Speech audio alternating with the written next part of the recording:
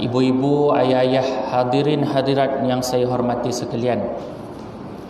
Alhamdulillah, pertama-tamanya marilah kita sama-sama kita panjatkan kesyukuran kita kehadrat Allah Subhanahu Wa Taala, dengan limpahan kurnia-Nya, dengan limpahan rahmat-Nya, kasih sayang-Nya. Yang paling penting adalah keizinan daripada Allah Subhanahu Wa Taala untuk kita bersama-sama mengerjakan solat jemaah pada malam ini dan seterusnya mengisi masa lapang kita, sementara kita nak menunggu solat fardu isyak dan juga kita melakukannya secara berjemaah. Apa yang penting adalah kita masih lagi di dalam bulan Rabiul Awal, bulan kelahiran Nabi Muhammad sallallahu alaihi wasallam, junjungan besar kita, kekasih kita, bukan setakat kekasih Allah sahaja, kekasih kita, kekasih keseluruhan umat Islam. Tidak kiralah pada zaman Rasulullah sallallahu alaihi wasallam ke, pada zaman sahabat, para tabi'in, para imam yang muktabar, sehinggalah akhir zaman ini kita adalah umat Nabi Muhammad sallallahu alaihi wasallam. Apa yang penting adalah selain daripada kita tidak melupakan selawat kita ke atas junjungan besar kita Nabi Rasulullah sallallahu alaihi wasallam, ada beberapa peninggalan daripada Nabi Rasulullah sallallahu alaihi wasallam yang juga kita tidak boleh lupakan, tidak boleh lupakan secara terus. Inilah yang kita pegang sehinggalah kita meninggalkan dunia ini. Saya sebut beberapa perkara sahaja. Dua perkara yang utama, yakni yang pertama adalah Al-Quran. Janganlah sesekali kita tinggalkan Al-Quran ini. Kerana apa?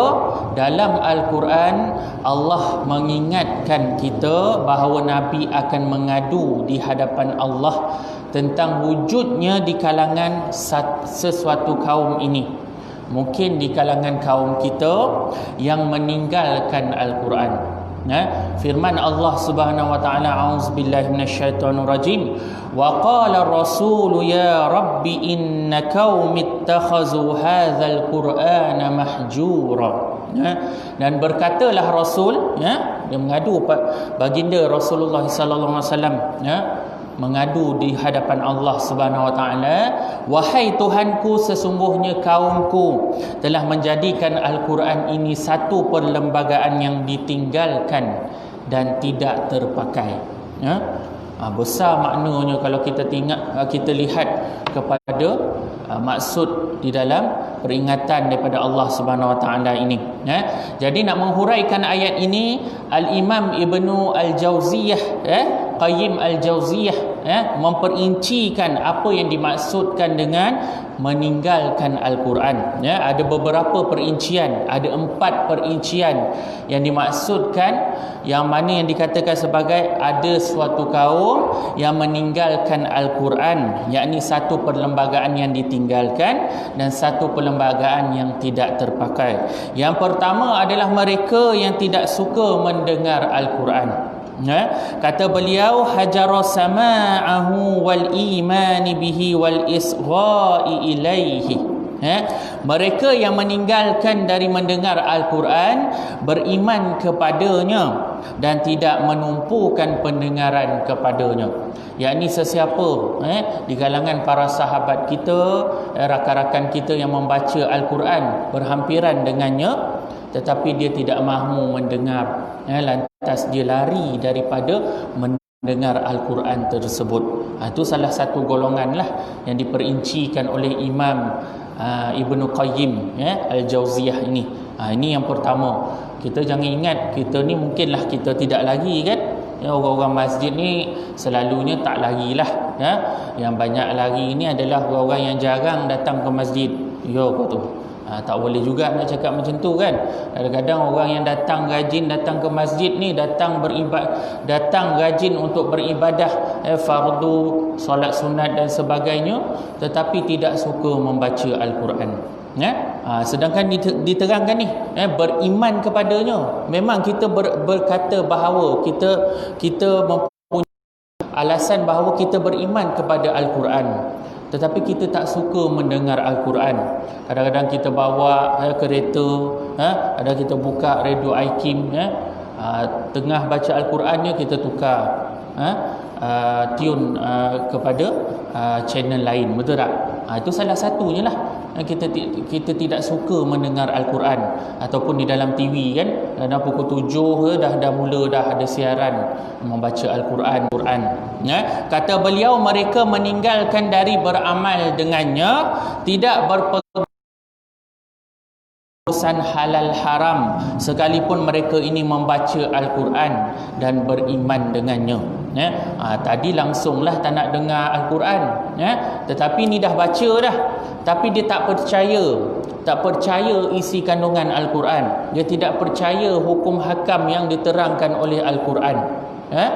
Lantas kalau kita kan, saya pernah menerangkan sebelum ini di dalam kuliah bahawa perundang kata Ibnu Qayyim, hajarat tahkimihi wat tahakim ilaihi fi usuliddin wa furu'ihi.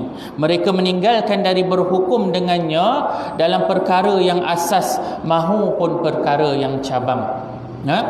Termasuklah perkara-perkara yang melibatkan kewajipan kita, melibatkan 5 hukum yang terutama, betul tak? Hukum haramnya, hukum halalnya, hukum wajibnya, sunnahnya dan sebagainya. Kita kena perincikan satu persatu. Kita kena berpegang, kita berhukum dengan Al-Quran dengan sewajarnya. Golongan yang terakhir adalah mereka tidak bertadabbur dengan Al-Quran. Kata beliau, mereka meninggalkan daripada bertadabbur, tidak cuba memahami apa yang dikehendaki dari apa yang disebut di dalam Al-Quran. Jauh sekali kita ni asyik baca Al-Quran semata-mata. Dahlah kita ni tak dilahirkan di dalam golongan di kalangan orang-orang Arab yang memahami fahaman bahasa Arab di dalam Al-Quran kan. Seeloknya kita buka tafsiran Al-Quran, kita memahami, kita cuba memahami maksud yang diterangkan oleh setiap ayat yang kita baca itu. Contohlah kalau kita baca surah-surah tertentu kan, surah Al-Mulk, surah Al-Waqiah dan sebagainya, ataupun 4 surah yang diamalkan oleh Rasulullah sallallahu alaihi wasallam, 4 surah yang dikatakan sebagai surah-surah kesukaan Nabi sallallahu alaihi wasallam, yakni yang pertama surah As-Sajadah. Yang mana surah As-Sajadah ini membicarakan tentang perjalanan kehidupan manusia, daripada manusia itu dilahirkan sehinggalah manusia itu diangkat, ditarik nyawanya, pergi ke alam barzah dan sebagainya. Yang mana surah As-Sajadah ini Nabi SAW menyarankan untuk kita sentiasa bawa pada setiap hari, Jumaat, betul? Pada solat subuh, betul tak? Surah As-Sajadah, surah Al-Insan, betul tak? Tapi salah satu surah kesukaan Nabi adalah surah As-Sajadah. Surah yang kedua adalah surah Al-Mulk. Pernah saya sebutkan sebelum ini, yang mana surah Al-Mulk ini menanamkan prinsip akidah yang jelas. Al-Mulk itu sendiri menjelaskan bahawa kerajaan, betul tak? Kita tak cerita kerajaan Barisan Nasional ke Barisan PAS ke dan sebagainya, tidak. Kerajaan PN ke tidak. Al-Mulk ini kerajaan Allah Subhanahu Wa Taala, yang menceritakan tentang bagaimana Allah memegang segala urusan manusia, termasuklah ketentuan rezeki yang menjadi keserabutan harian jiwa manusia. Seeloknya apa?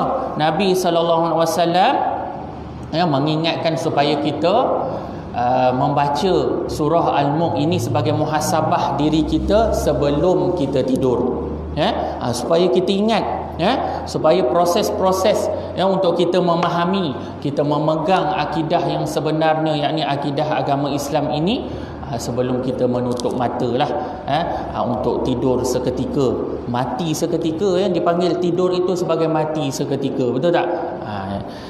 Yang ketiga surah Az-Zumar. yang menceritakan tentang penyemayan jiwa, tentang keikhlasan dalam pengabdian diri kepada Allah. Kesucian dan keikhlasan jiwa menjadi tunjang utama penerimaan amalan manusia, yang mana sebagai hamba Allah yang sejati. Yang mana surah Az-Zumar ini juga dikatakan sebagai surah yang disukai oleh Rasulullah sallallahu alaihi wasallam, menjadi amalan-amalan harian Rasulullah lah, Rasulullah sallallahu alaihi wasallam. Dan surah yang keempat,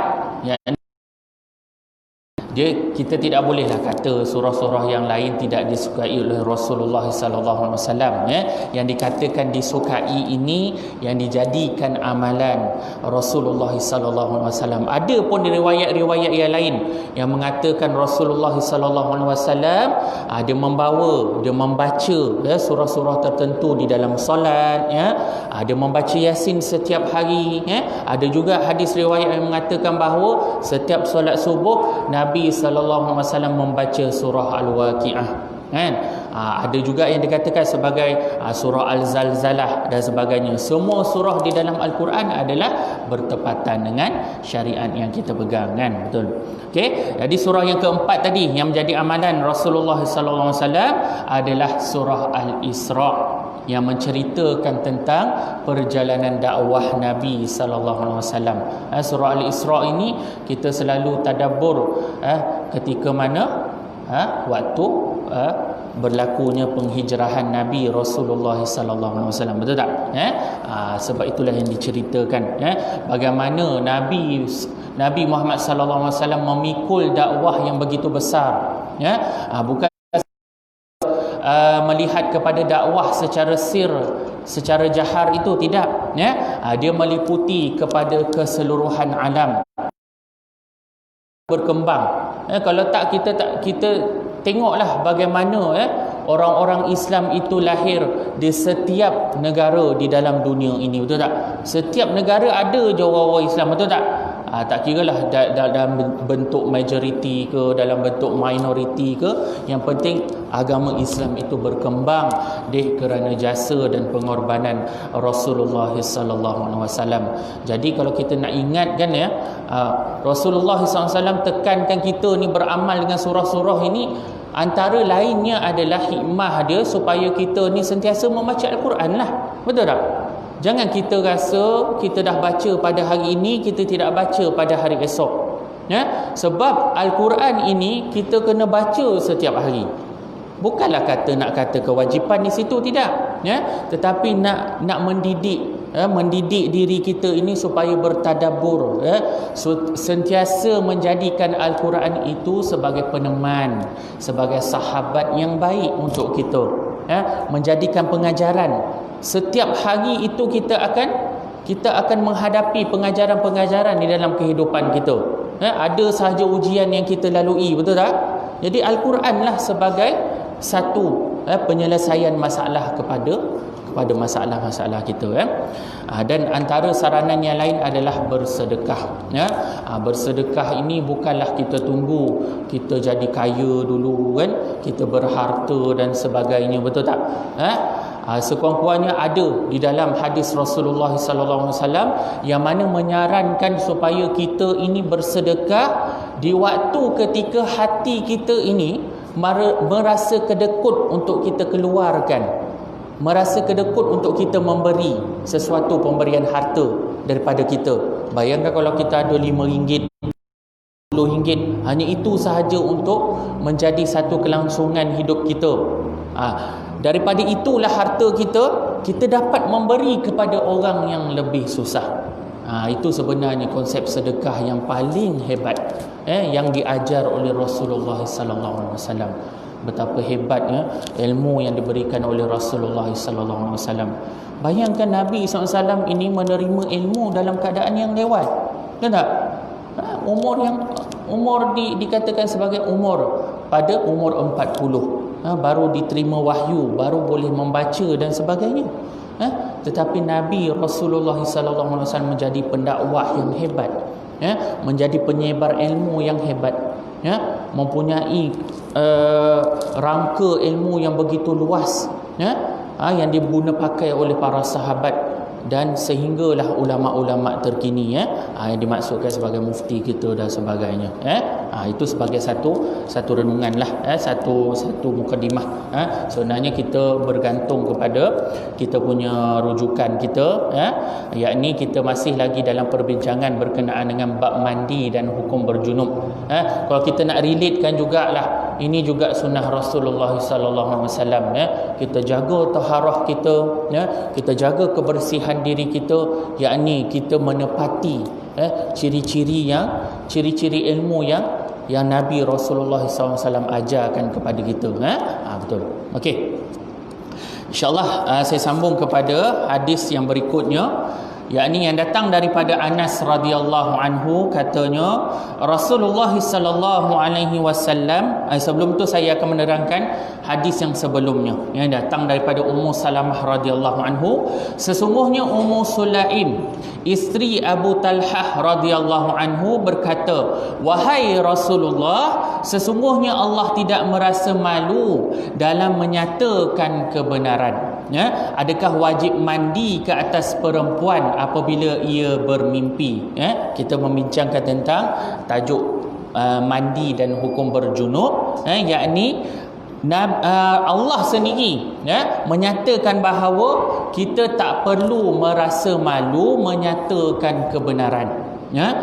Lagi-lagi di dalam bab-bab yang melibatkan mandi inilah, bab-bab melibatkan kita berhubungan dengan suami ataupun isteri dan sebagainya. Kadang-kadang kita fikir kita malu nak membincangkan perkara-perkara ini, tetapi ulama, imam-imam muktabar kita membincangkan perkara ini supaya tidak ada perselisihan faham antara masyarakat, tidak ada kekeliruan yang timbul di dalam masyarakat. Bayangkan sehingga kini kita masih ada lagi masalah-masalah berkenaan dengan cara mandi wajib, ada soalan-soalan tertentu yang tidak jelas dijelaskan kepada masyarakat kita. Okey, Rasulullah sallallahu alaihi wasallam menjawab, ya, jika dia melihat air mani. Jadi ini, adakah wajib mandi ke atas perempuan apabila ia bermimpi, yakni dia bermimpi bersetubuhlah. Rasulullah SAW menjawab, ya, jika dia melihat air mani. Dan hadis berikutnya ada perkaitan juga dengan maksud yang dibawa ini, yakni daripada Anas radhiyallahu anhu, katanya Rasulullah SAW bersabda tentang seorang perempuan yang bermimpi sebagaimana mimpi orang lelaki. Sabdanya, dia wajib mandi. Selalunya kita faham wanita ni bila dia keluar haid, darah haid, dia akan mandi wajib lah, betul tak? Kalau orang lelaki je, kalau keluar air mani, mandi wajib, betul tak? Ada kekeliruan di dalam masyarakat kita. Ada juga soalan-soalan yang datang daripada masjid-masjid yang lain mengatakan bahawa adakah wanita keluar air mani, betul tak? Sebab itulah ada persoalannya. Ada hadis yang diterangkan oleh hadis Rasulullah sallallahu alaihi wasallam, betul tak? Takkan kita nak menafikan hadis tersebut, mestilah datang daripada permasalahan yang berlaku pada zaman Rasulullah sallallahu alaihi wasallam. Jadi nak menjelaskan tentang hukum mandi bagi perempuan yang bermimpi, yakni bersetubuh ataupun dia bermimpi semata-mata. Andainya dia terjaga daripada tidurnya, sekiranya, ini ulama bersepakat, sekiranya dia terdapat air mani di atas kainnya ataupun yang berdekatan dengannya, maka wajib dia untuk mandi, yakni mandi wajib. Tetapi kalaulah mimpi itu tidak menyebabkan keluar air mani, maka tidak diwajibkan mandi sekalipun dia merasai kelazatan dan nikmat sebagaimana orang bersetubuh. Dia bermimpi sahaja, tapi tak keluar air mani, jadi tak wajiblah dia nak mandi wajib. Ada isu-isu yang timbul yang berkaitan dengan hadis berkenaan. Antaranya adalah sebagaimana jikalau sepasang suami isteri bersama, betul tak? Ada di antara kekeliruan, mungkin si wanita melihat kepada air mani itu kepunyaan suaminya. Tetapi kita tidak boleh melihat kepada itu sahaja, yakni apabila berlakunya persetubuhan, yang saya sebutkan, dua tangan dan dua kaki berada pada atas pasangan kita, yakni lelaki ataupun wanita, makanya ada berlaku kemasukan kemaluan di dalam salah seorang pasangan kita, makanya wajib untuk kita mandi. Kadang-kadang ni wanita keliru, dah ni air mani siapa kan, betul tak? Macam itulah, lebih kurang ada isu-isu tertentu yang timbul. Jadi nak menunjukkan bahawa golongan perempuan juga mengalami mimpi bersetubuh seperti orang lelaki, dan air maninya keluar dari kemaluannya sehingga kelihatan kesannya. Ada di antara kita keliru, air mani itu datang daripada lelaki sahaja, sebenarnya juga datang daripada kemaluan wanita.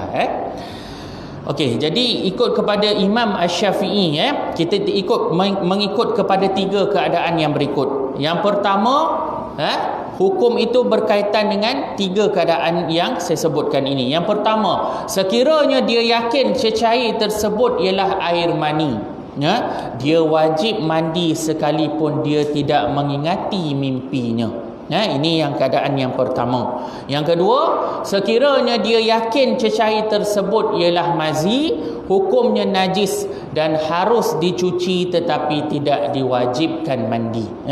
Beza kan? Sebelum ni saya dah terangkan bagaimana air mazi itu berbeza dengan air mani. Air mani walaupun tidak najis tetapi diwajibkan untuk kita mandi. Seolah-olah kita mandi tu seolah-olah kita dah seperti orang yang baru dilahirkan. Okey, yang ketiga, cecair. Ni keadaan yang ketiga, cecair tersebut tidak diketahui sama ada air mani ataupun air mazi. Dia perlu menilai berdasarkan keadaannya sebelum tidur. Jika didahului oleh gurauan, hayalan dan seumpamanya, maka cecair itu disebut sebagai mazi. Badan atau pakaian yang terkena cecair mazi harus dicuci dan tidak diwajibkan mandi. Kita fikir mazi je, dia perlu bersihkan sahaja, tak perlu mandi. Sebaliknya jika ada air mani, kita kena tengok, melihat kepada penilaian kepada diri kita sendiri. Kalaulah air mani, kita yakin bahawa itu adalah air mani, wajib untuk kita mandi. Ada persoalan semalam di Masjid Karyah Al-Abwili. Dia tanya, kalau kain tu bercampur antara air mazi dan air mani, boleh tak, sah tak untuk kita bawa kepada solat? Jawapannya tidak sah lah, sebab dia bercampur aduk dengan apa? Dengan najis. Betul tak? Tapi kepada penilaian kita juga, bergantung kepada penilaian kita. Sekiranya kita yakin itu adalah air mani semata-mata, tetapi tidaklah kita bawa terus kepada solat. Ini bergantung ataupun dia berkaitan dengan adab kita kepada Allah Subhanahu Wa Taala. Takkanlah kita nak pakai kain dalam keadaan yang ada tumpukan air mani dan sebagainya. Dia menjadi percakapan ataupun fitnah kepada orang-orang yang melihatnya. Jadi tukarlah kain tu. Betul tak? Seeloknya kita gantikan kain yang lebih bersih. Sebab apa? Kita nak menghadap Allah ni, betul tak? Kita nak menghadap Allah, kita nak beribadah dengan keadaan yang bersih lagi suci. Okey. Okey, hadis yang berikutnya, An Aisyah radhiyallahu taala anha qalat kana Rasulullah sallallahu alaihi wasallam yaghtasilu min minal janabah wa yaumal jumu'ah wa minal hijamah wa min ghuslil mayyit.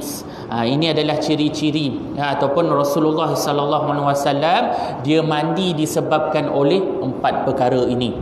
Ini rentetan juga daripada sunnah Rasulullah sallallahu alaihi wasallam tadi, memandangkan kita di dalam bulan kelahiran Rasulullah sallallahu alaihi wasallam. Yang kita fikir sunnah Rasulullah sallallahu alaihi wasallam itu hanya ada beberapa perkara semata-mata, tetapi di dalam bab taharah, dalam bab-bab ibadah, solat dan sebagainya, tekankan, yakni 4 perkara yang menyebabkan mandi, yakni yang pertama berjunub, Yang kita terangkanlah tadi ya, yang terangkan sebelum ini. Yang kedua adalah hari Jumaat. Ya, hari Jumaat ini yang dikatakan sebagai mandi hari Jumaat ini adalah sunnah Rasulullah sallallahu alaihi wasallam, yang mana mandinya itu adalah berlaku sebelum solat Jumaat. Kalau selepas solat Jumaat itu tidak dipanggil sebagai mandi sunat Jumaat, tidak dipanggil sebagai itu.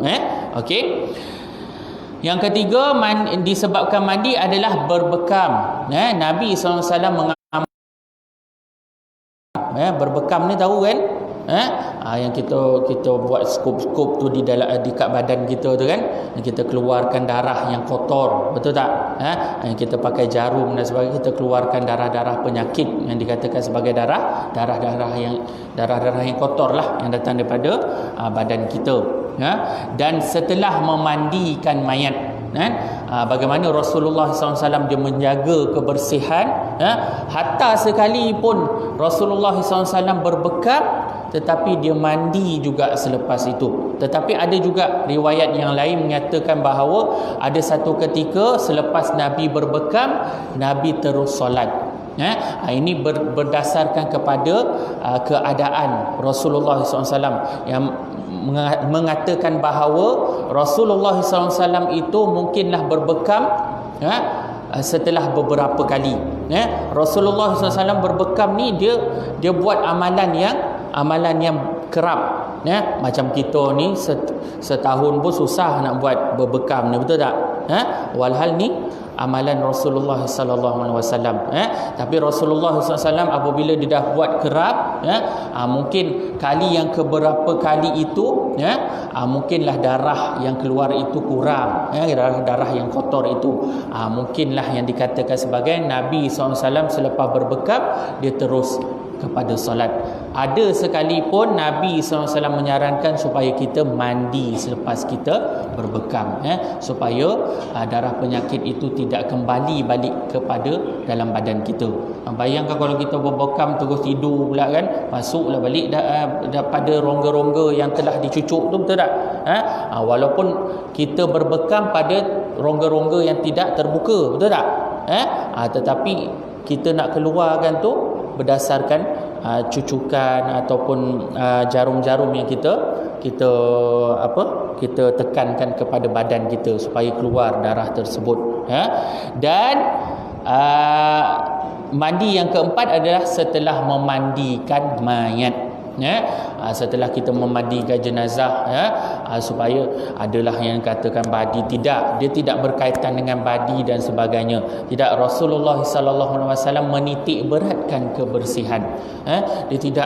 Dia tidak berkaitan dengan roh itu ikut kepada kehidupan kita dan sebagainya, tidak. Itu melibatkan kepada kebersihan diri kita, tidak tersinggah sebarang penyakit dan sebagainya. Okey. Sebahagian kecil ulama mengatakan wajib mandi untuk solat Jumaat, tetapi hadis yang ini dikatakan sebagai hadis yang diterangkan lagi dengan hadis-hadis yang lain, yang mana yang dikatakan sebagai jumhur ulama adalah mandi Jumaat ini adalah mandi yang sunnah. Ini adalah yang dibincangkan oleh para ulama. Begitu juga mandi kerana berbekam, ia juga adalah sunnah, dan ada juga dalam kalangan ulama yang mengatakan harus. Jadi bila kita berbekam, seeloknya kita mandi. Hukum tidak diwajibkan mandi bagi mereka yang berbekam. Ini adalah ada juga yang dikatakan sahabat pernah melihat Rasulullah sallallahu alaihi wasallam dia pernah berbekam, dia terus solat tanpa mandi tapi terus mengambil wuduk. Ini dikira sebagai satu keadaan yang mana Rasulullah sallallahu alaihi wasallam dia telah kerap berbekam. Okey.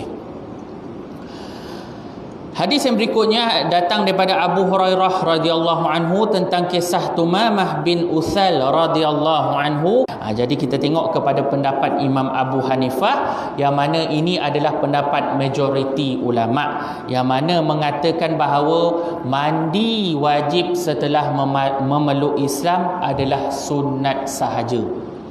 Dia tak panggil mandi wajib dah lah, sunnah sahaja.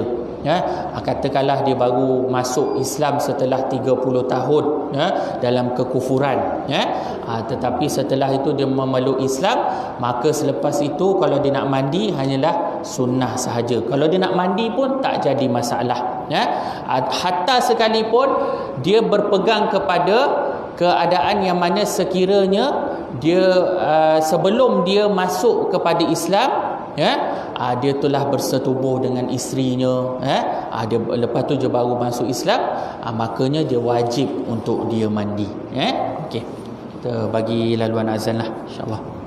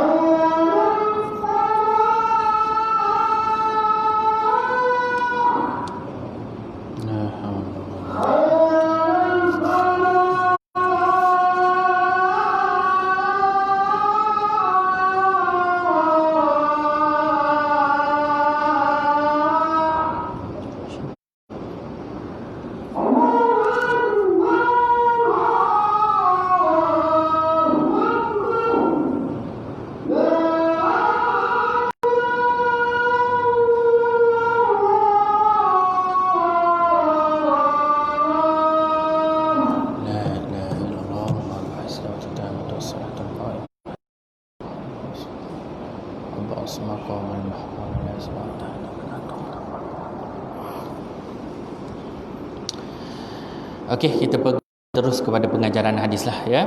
Yang pertama tadi kita